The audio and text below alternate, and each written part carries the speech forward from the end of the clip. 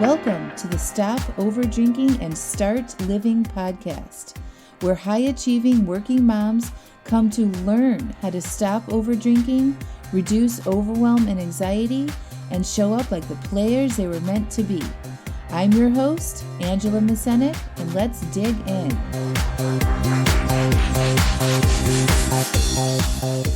Welcome to episode 61, an interview with client Katherine. All right, you guys, I am so excited to have Katherine on the podcast today. It's so funny because we just did this whole long introduction and I forgot to hit record. So we just had a little practice round, which is super fun.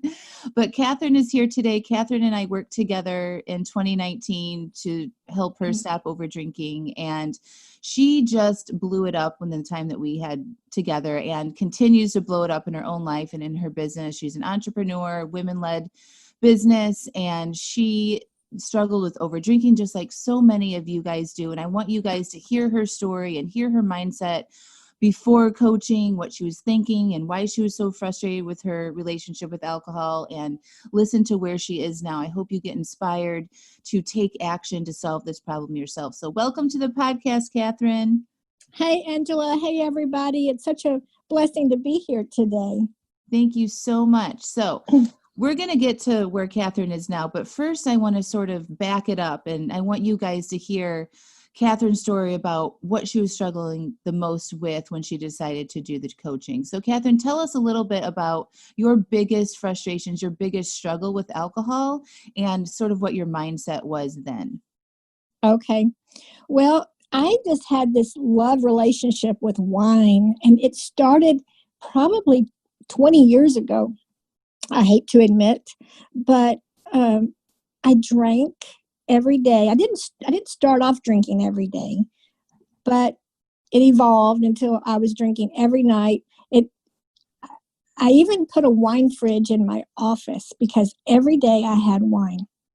People came in my office, everybody had cocktails, and I was able to drink way too much. And every night when I'd go to bed, I would wake up at 3:00 in the morning, just dehydrated and stressed and heart palpitations and wondering what was the last thing I said, who was the last person I texted, did I eat, what did I say? And I put up with this behavior in myself for way too long. And some mornings I would wake up and say, today's the day, Katherine. Today's the day that you're not going to drink. Yeah. And by 4:30, I was opening a bottle of wine at the office. I'd have 1 or 2 glasses of wine at the office. I'd come home and probably have at least 3 more or 4. Mm-hmm. And I would be so upset with myself. Like, why can't I do this? I'm a successful business owner. I have tons of employees. I can do so many things, but not that. Yeah. I have a successful family. I have children, adult children and grandchildren. I have so much to be grateful for. Why was I drinking all the time? Why was it such a habit? What was I doing? What was I running from? Why was I drinking all the time? I didn't even know. So I started reading literature about quitting drinking, and it was just like, oh my gosh, I'm never going to be able to do this. And I thought, well, I'm driving to the gym. Let me see if there's a podcast. So I started Googling podcasts, and I found Angela. And I listened to her for not that long, actually, a few weeks maybe. And she was offering, give me a call and let's talk about it and see if you're, let me see if I can help you. Give me a call. Free introductory offer, call me. So I did. I said, Katherine, you haven't stopped on your own. Maybe somebody else can help you. The accountability, maybe that's what you need. because my husband tried to help me, and I don't know how everybody else feels, but I didn't like him telling me what to do. So that didn't work at all. Yeah. It made me angry. Yeah, because you're kind of rebellious, right? Like you don't like to be told what to do. Oh, heavens, no. Yeah, so I want you to, so that's awesome. Thank you for sharing that. But what started your drinking habit? Because I know this story, but so many of my clients was in very similar situations to what you experienced. So you started struggling and started drinking because you became an empty nester, right? Oh, yes. It was Uh-huh. both my kids left at the same time, and they didn't just leave and go to college. One went to Greece and one went to Iraq. Oh my So gosh. they were across the world from me, and being probably the helicopter mom I've always been, not only could I not get to my children, I couldn't fix whatever could be going wrong with them. Mm-hmm. So that was incredibly horrible for me. Mm-hmm. And Alan was so happy, my husband. We've been married, I don't know, 40 plus years. I have to use a calculator to find out. We've been married a long time. And I would say to Alan, but we can do this. We can do this, right? I mean, we used to be a couple before we had kids. Surely we can be a couple afterwards. And he goes, it's great. We're awesome. Only I didn't feel so awesome. Yeah. I felt lonely. I felt like, what am I going to do with me? Mm-hmm. Yeah, so I want to talk about that for a second, because right now I am just teaching so many people in the podcast, in my private coaching group, and all of my free classes. Like, the reason why we have this issue with over drinking now is because we looked to alcohol to make ourselves feel better. So for you, it was that you were turning alcohol to numb that loneliness, right? Absolutely. Yeah. Yeah. And It when was. you do that over and over again, like at the end of the day, like you're having more extra time now, we don't really know what to do. And your brain's like, ooh, first thought, drink. That'll make us Yes. feel, it's not like you're consciously sitting around thinking, oh, alcohol is going to make me feel less lonely. That's not how we think, right? You're just like, oh, that'll make me feel better. Or, oh, that's something to do. Or that would taste good. Or that'll be fun, right? Like, we don't consciously think we're numbing our emotions, right? Oh, no, you don't even realize you're Right. doing that. But Yeah. it did. It numbed and my husband always told me that I was so good at tuning out. And that's exactly what alcohol did for me. It allowed me to even numb out even more, because I felt like I had to not feel. Otherwise, if I felt, I was going to just feel lonely and sad. Yes. And we think that, like, we're not trained or taught how to feel our feelings, right? Or even understand our own feelings, let Oh, my alone how to goodness. be with them, right? So we think that those feelings are a problem and we try to escape them. That's how we're programmed. We think, our brains think that we're in pain and that we're going to die. So we are motivated to get away from pain. And so if you start drinking in that moment, then you train your brain to seek that alcohol instead of working on your underlying issue, right? I know. 20 Yeah. years almost. Goodness. Yeah. But you know so much more now, which is I great. do. I do. I do. And Yeah. I wished I'd have done it so much sooner, but I realized that maybe, sooner wouldn't have gotten me the results that it got me today. But Yes. I can't look back. You can't change time, but I'm No. just happy to be where I am. Yeah. I'm Yeah. so So tell happy. us a little bit about your initial thoughts when I, offered you to come work with me and coach on this. What was it about that conversation that made you decide to pull the trigger? I was afraid not to in myself, because I felt like, Katherine, you've reached out to this person to see if she could help you stop drinking, because, Lord knows you can't do it on your own. You've tried a hundred times. I would set these sober clocks on my phone, like today's day one, 4:30. Well, turn it off because today's not day one. Mm. And I had done that so many times. So whenever I spoke with you, I was determined to make a change in my life. And I thought, this person is going to help me. She's going to hold me accountable. She's going to give me tools that I've never even realized were even available to me. And that's what I learned those 6 months. I am still learning, Mm-hmm. but I didn't even know they were available. So I remember that day and I said, yes, I'm going to. And I was scared, so Mm-hmm. scared to say yes. But I knew I had to say yes to get where I really wanted to go. Yeah. Like you knew then, like you couldn't see it then, but you knew then that you shouldn't let fear hold you back from taking that action. Like you felt scared, but you did it anyway, right? No, I was afraid, but I knew I just needed to move forward, and that Yeah. staying where I was going to eventually kill me because I was just going to drink, myself to death. And I was very high functioning, if that's, I was able to go to work every day and Yeah, run a successful business, but it's going to take its toll eventually.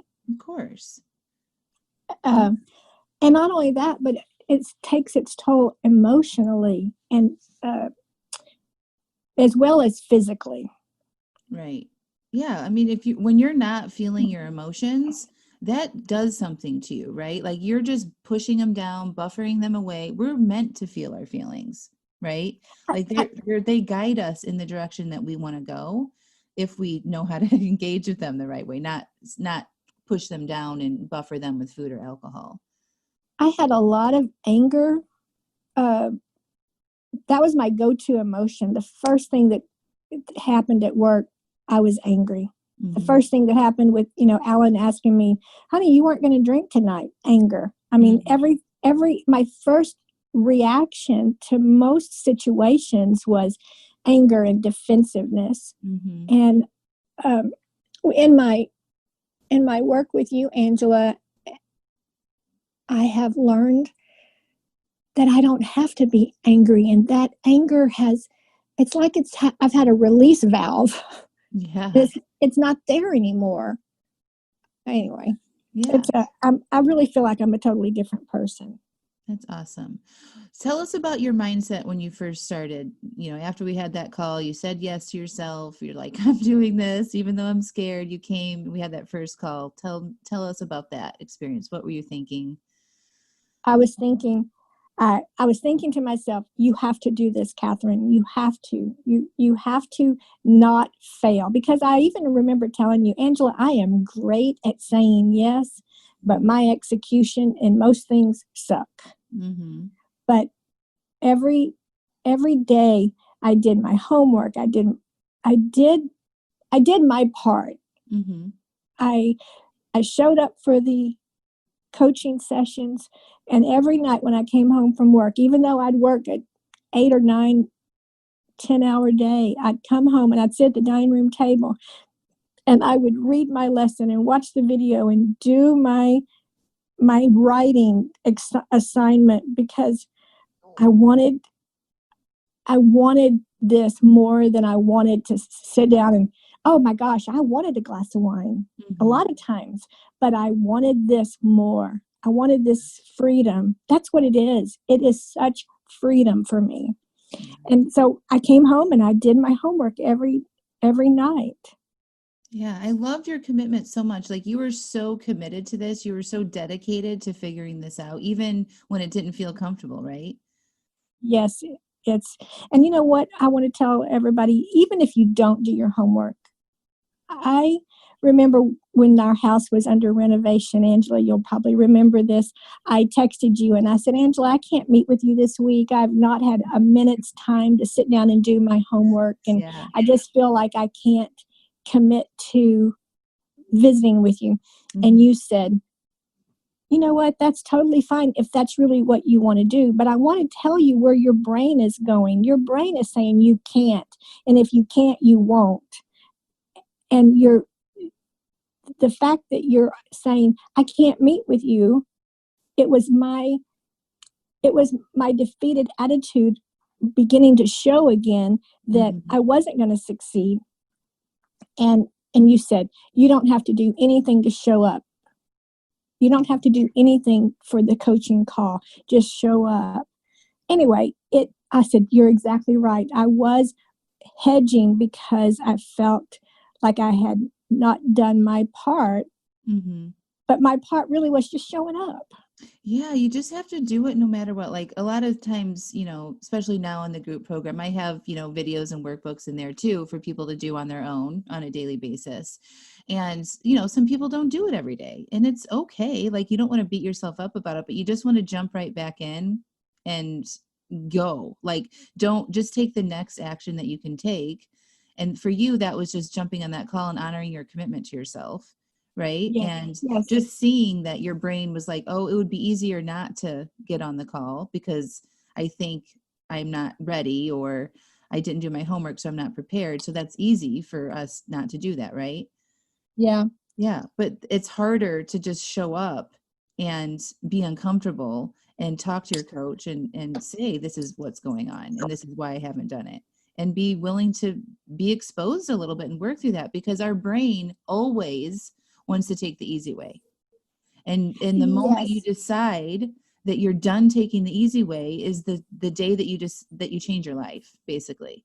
Like you have to choose the hard thing when you guys are thinking about changing your relationship with alcohol. It's not supposed to be easy.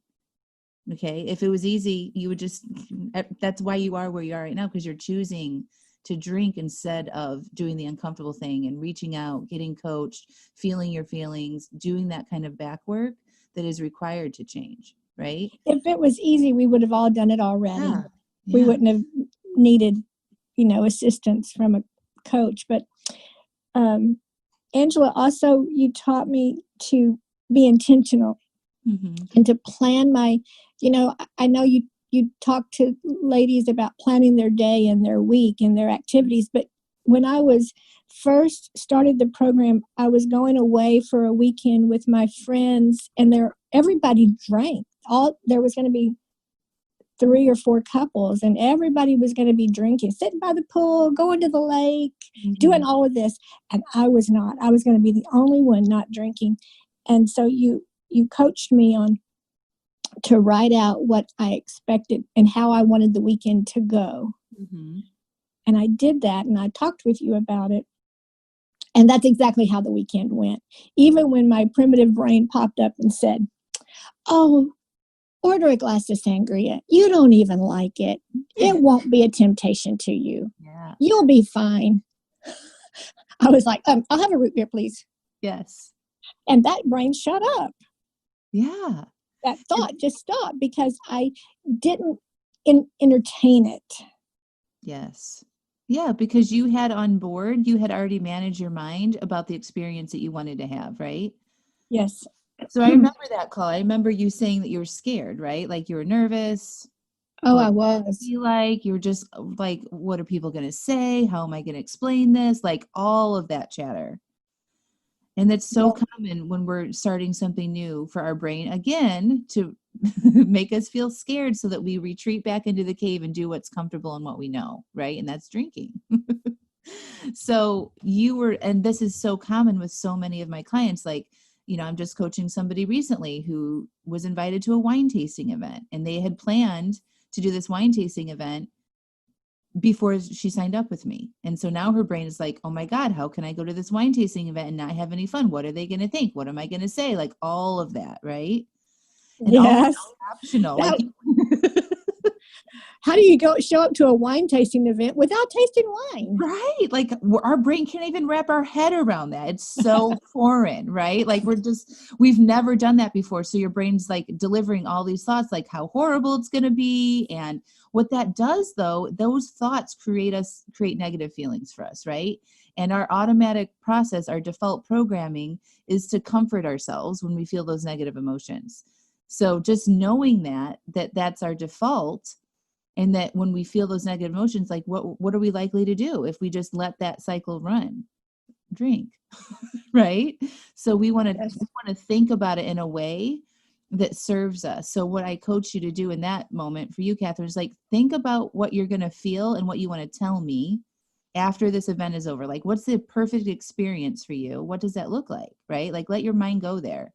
And you said something like, I'm going to go, I'm going to have a good time. I'm not going to drink. I'm going to honor my commitment. Right? Right. Yeah. And I want, and to be to be on the other side of it and be able to say, I did exactly what I said I was going to do, honoring that commitment to ourselves. And that's probably been one of my biggest lessons, because I would do anything for anybody. I'd show up. If I told my kids I was going to do thus and so, you can bet your bottom dollar I was going to do it. But when I said to myself, you're going to do this for you, it's okay. You don't have to. You're much better here at the house. Don't have to go out. Don't go for a jog. You open that bottle of wine. You'll be fine. So good. That is like the number one problem that most of my clients have too. It's honoring our commitments to ourselves. We do it for everybody else. We do it for work. We do it for family. We do it for our freaking pets. But we don't do it for ourselves for some reason. So learning how to do that and showing up for yourself, even when it doesn't feel comfortable, is the most important work we can do. So you decided to think about that situation like it had already happened, right? Like, I'm going to honor this plan. I'm going to have a good time. It might be a little uncomfortable. I might have an urge, but I can handle that, right? And afterwards, I'm going to feel so amazing. And you practiced thinking that way before you went to the event. Yes, I did. And that has served me in so many areas after that. How am I going to feel after the event? How do I want this event to go? Because there's so many other opportunities in life where we don't know what it's going to be. We think it's going to be uncomfortable. It could be uncomfortable, but how do you want it to go? How do you foresee? How would you like it to play out? I just counseled my daughter on this exact thing for her daughter. How does Julia want her experience to go? Why don't you find out from Julia how she wants her experience to go, to see if, like getting her engaged in thinking about how she really wants this plan to unfold, and not just let it happen willy-nilly. Yeah, our brains just like to worst case scenario all the time. It's our default programming, because when we think negatively, then we're driven to avoid, right? We're not putting ourselves out there and experiencing things, because our negative emotions typically drive us to stay small, right? It's like run the other way, retreat, go back in the cave. That's how we were like developed as humans to survive, right? So our brain's automatic default thinking is usually negative. Then we get a negative feeling, and then we retreat to the safe spot, right? We don't spend any energy. We don't want to experience pain. And then we're going to go inside the cave and get some pleasure. And do whatever you normally do, because that's what's comfortable. Yeah, but the cool part is that you don't have to just listen to your chatter. You don't have to listen to those thoughts. You can just be like, oh, there's a different way I could think about this. What do I want to think? What is the experience I want to have? Instead of just letting your default thinking run the show all the time. That was the huge, for me in my own journey to stop over drinking and to lose weight. It was just like, what? I don't have to think, like my thoughts. Like I just didn't even know, right? I didn't either. I didn't know that I could overcome my own thoughts and plant new thoughts where those were. Yeah. It's so awesome. But you know what, Angela? I've had so many other benefits that I didn't even, all I wanted to do was stop drinking. Right. That was my goal. And maybe not even stop forever. I didn't know what that was going to look like. I just knew I needed some distance. But I've had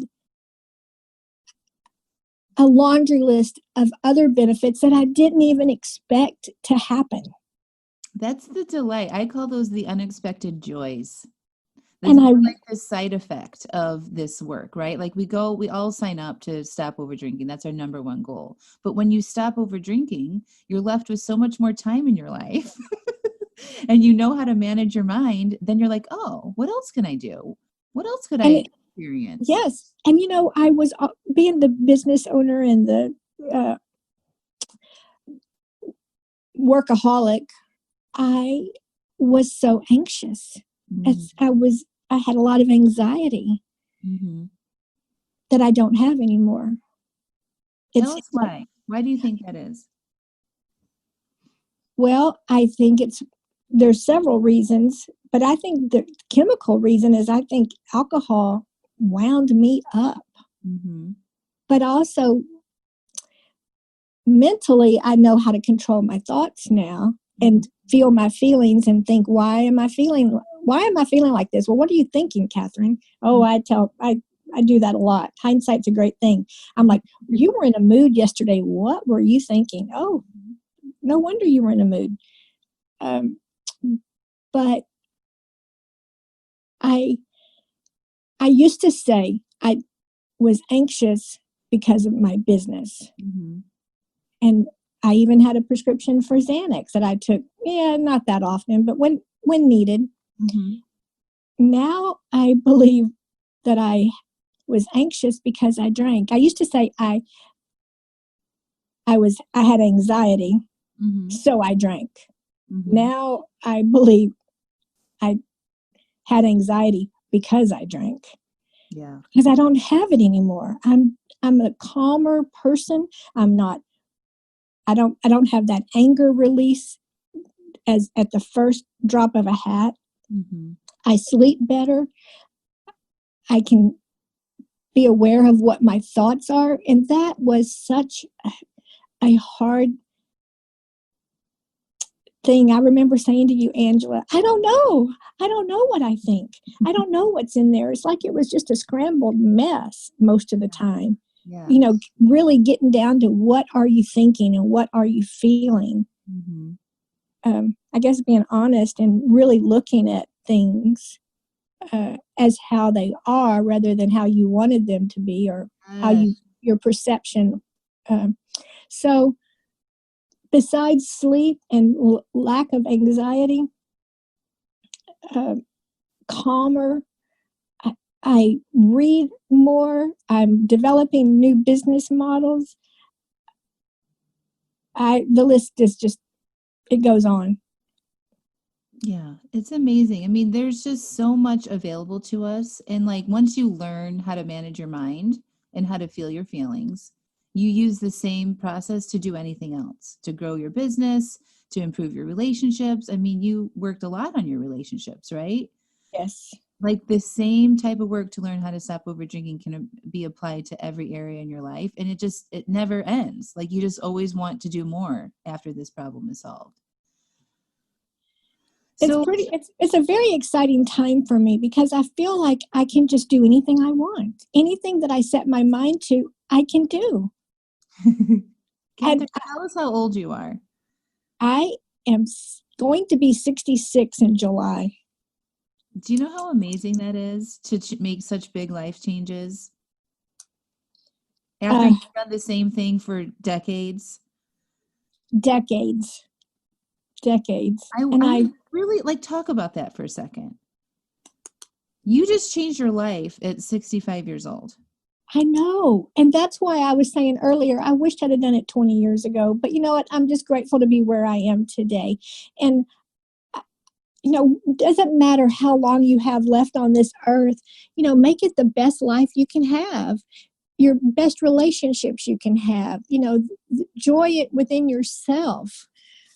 I couldn't be happier with where I am today at 65 years old. And I so many times in the past, every day was like, Katherine, why can't you stop drinking? Why do you drink every day? Why do you get up every morning with regret for the night before? And, regret was just drinking until I fell asleep or it was just, it wasn't it's not like you were out doing anything crazy, right? You were just at home, you would come home from work after having a couple drinks and then you just drink until you went to sleep. Like it wasn't like you're, out with DUIs or, fighting with people or anything like that. But you didn't like the way that was making you feel, right? No.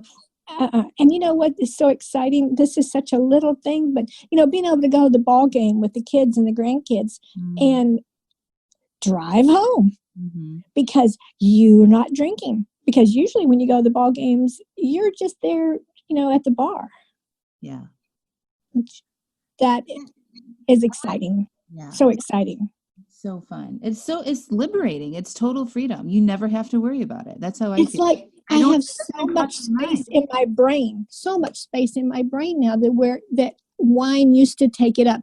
What restaurant are we going to go to? Well, let me think. What restaurants have the wine that I like? Well, no, I don't want to go to brunch unless they have mimosas. I mean, it consumed so much brain energy. Yeah, it really does. It's just a big distraction from us taking and living our lives the way that we want to live them. That's all it is. So you decided, when we first started working together, that you just wanted to take a break for the original 8 weeks, right? That we worked together Yes. initially.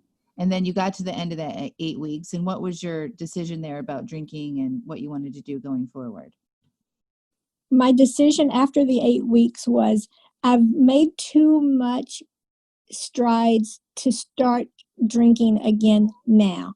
I don't know when I actually decided that I'm not drinking again, but after 8 weeks, I went, I'm going to keep on this road because I like the direction I'm headed. I like the growth that I'm seeing. I like the person that I'm becoming. So I didn't want to go back. I didn't want wine to become my go-to anymore. So I stayed on that. I just stayed, not drinking. And now I just can't even imagine going back to that previous life.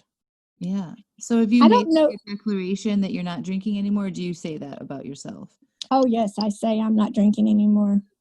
And I can't even believe this, but I have wine in the house because when friends come over, I have wine for them. Yeah. And it's fine. It doesn't bother me because it doesn't control me. I don't even desire it because I desire this new life so much more. Yes. Oh my gosh. I love that you said that because before we built up that desire for alcohol, right? So we over desire alcohol when you did that because you just thought about it all the time, right? Like all the time. Even if you're beating yourself up in the morning, you're still thinking about it. And then at the end of the day, you're like, oops, here we go again. And then we, over desire it. We can't imagine not doing it, right? Way too much brain chatter around alcohol. That's how you know you over desire it. And so when you over desire something that much, you don't have room to desire other things in your life, right? It's like a limited resource, this desire thing. It's like it was all consuming. Yes. Yes. And before I joined you, Angela, and the times I would, decide myself I was going to stop, I would ask Alan, I wouldn't ask him to throw out the wine because Lord knows we can't get rid of it. I might want it. So I would say, hide all the wine. And he would hide it from me so that I wouldn't go to it and it wouldn't just be in the wine cabinet ready for me to drink it.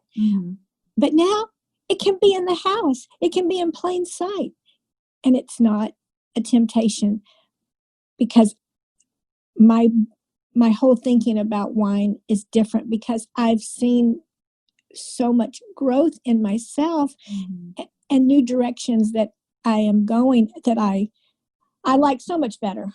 Yes. And you remember how that process works, right? Like, so at the beginning you did desire it, right? You wanted it, you thought about it, but the whole work that we did is like learning how to be with your feelings and not thinking they're a problem, right? And like knowing that desire and that urge is just a feeling that you're having and learning how to process that and be with it over time. And when you don't respond to it, then your desire goes down because again, like your brain likes to be lazy. If it's going to deliver an emotion to you and you're not responding to it, it's not going to keep delivering you that urge to drink if there's no reward on the other side. So you reduce your desire the right way by allowing your feelings, understanding what was going on and choosing to feel them instead of covering them up, right? Right. And when I was, we went back to my friends that live in the hill country and everybody was we were going to some shops and we were going into downtown areas and everybody, fix your glass. Everybody's drinking Prosecco.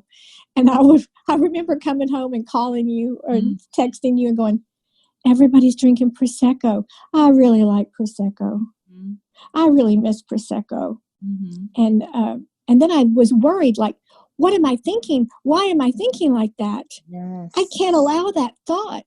And and you coached me like, it's just a thought. Allow that feeling. You did like Prosecco, but it doesn't mean you have to have it. Mm-hmm. It's a thought. Feel it, think about it, and let it go. Like a thought bubble was one of the illustrations that you gave me, mental illustrations you gave me. So now I can think about Prosecco and everybody in the whole house drinking it and think, no, I don't drink Prosecco anymore. It's okay. Yeah. I don't have to miss it. Yeah. And I remember you were really scared. Like, am I going to have to do this and feel this every time I'm around Prosecco? I know. You know, I was worried. Why is that a problem, right? Because we don't think that we should feel a negative emotion, right? We don't think we should have these different thoughts. But when you let go of like the expectation of that and like, oh, okay, I can feel a little urge, right? Like it's not a big deal. The moment you sort of accept it, it's like, then it goes away. It's beautiful. Yes. And it did go away. Yeah. And I didn't beat myself up because at first I did. I was like, what am I thinking? Why am I feeling like this? Oh, what does this mean? Mm-hmm. Yes, our brain's like, something's gone wrong. It's not working. Well, why do you think you were so successful? Like, if you were to like recommend, like somebody's joining a program with me, like what would you say to that person that you gotta be like, this is what I did that helped me be successful? What would you say? Oh my goodness. Believe in yourself. You can do it. And Angela's there to help you and coach you and give you tools that you didn't even know existed. I think anybody can do it if they want to, but you have to decide that it's something you really want to do. And then I believe too, Angela, that you were so patient and non-judgmental, whereas in the past when I would ask Alan to hide my wine and then I'd say, oh, honey, go get me a bottle of wine. I just can't cut this. I would feel, what's he thinking? I would feel, even if he wasn't judging me, I would feel that he was. Mm-hmm. Anyway, I never felt any judgment from you. I felt like you were always there to encourage me and coach me and help me take the next step, whatever that next step was. Yeah. I mean, I can't be judgmental, right? Because that just teaches you to be judgmental about yourself, and judging yourself and beating yourself up about what you did or didn't do feels bad, right?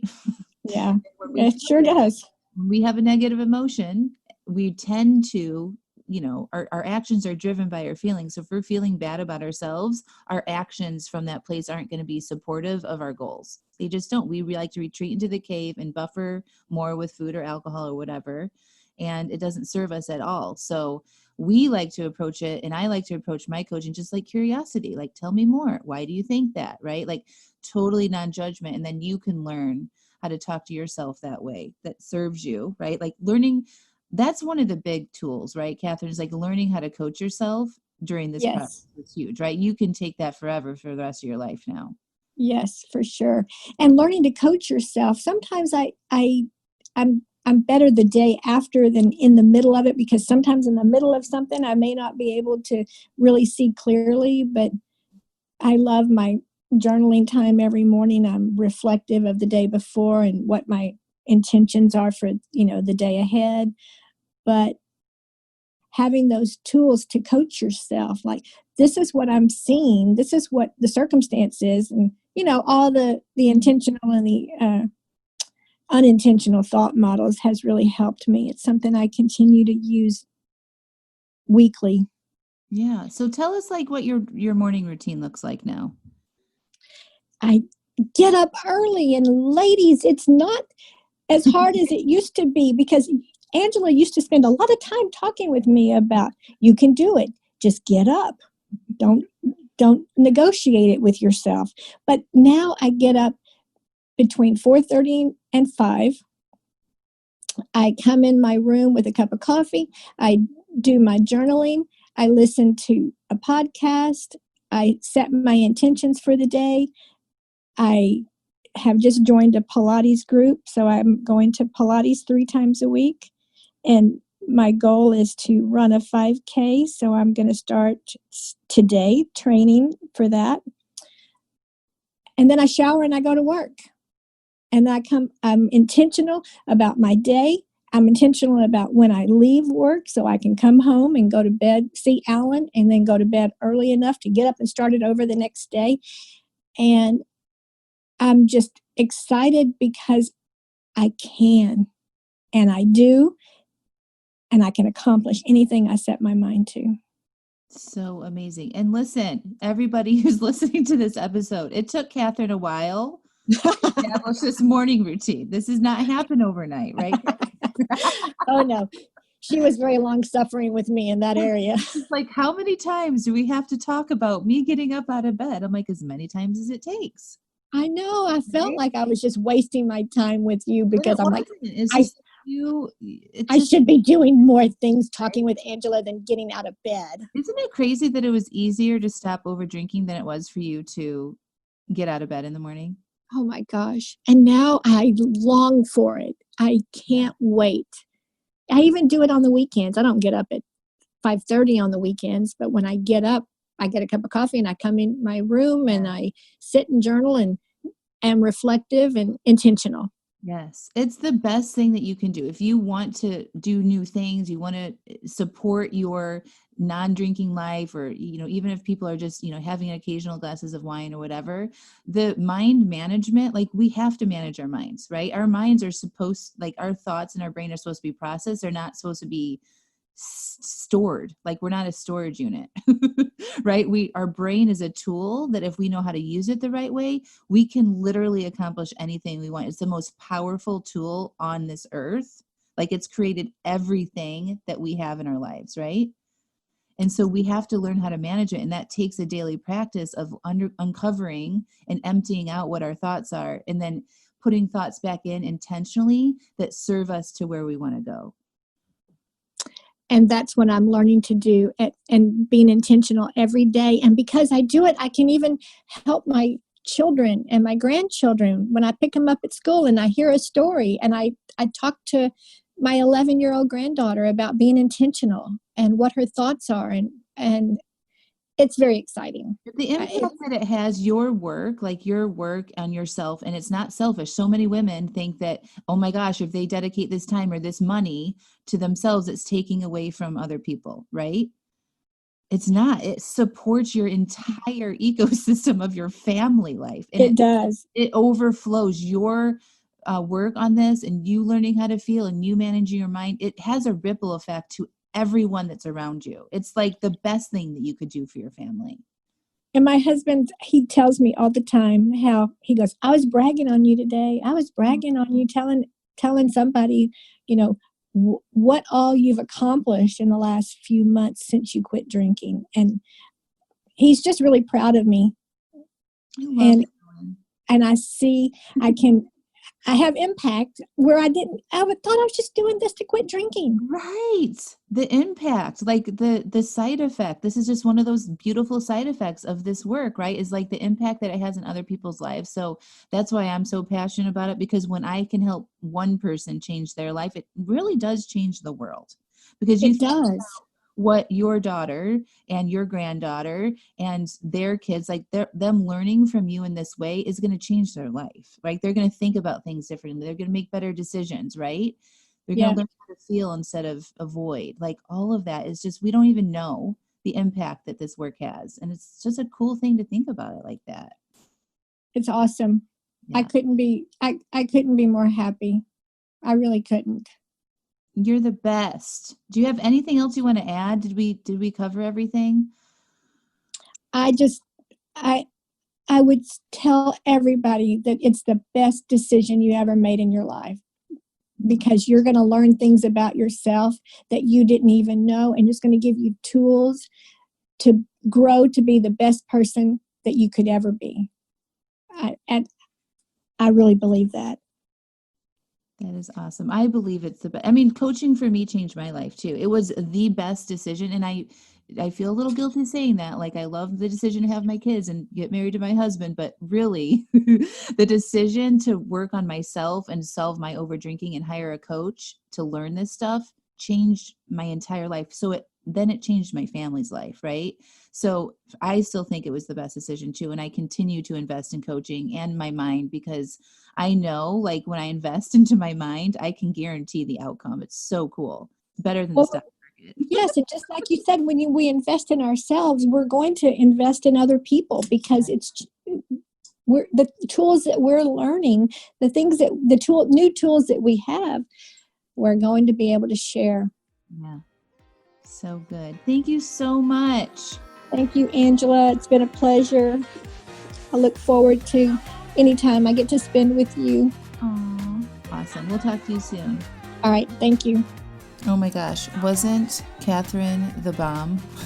I love you so much, Katherine. Thank you so much for coming on the show. You guys, be like Katherine. Sign up for coaching. Get on my calendar. You can request a 20-minute phone call and we'll discuss your personal situation, and I'll show you the biggest obstacle that you have to overcome with your over-drinking habits. And we can talk about if you're a good fit to join my amazing small group coaching program called Stop Overdrinking and Start Living. The link to request that call is in the show notes. See you soon.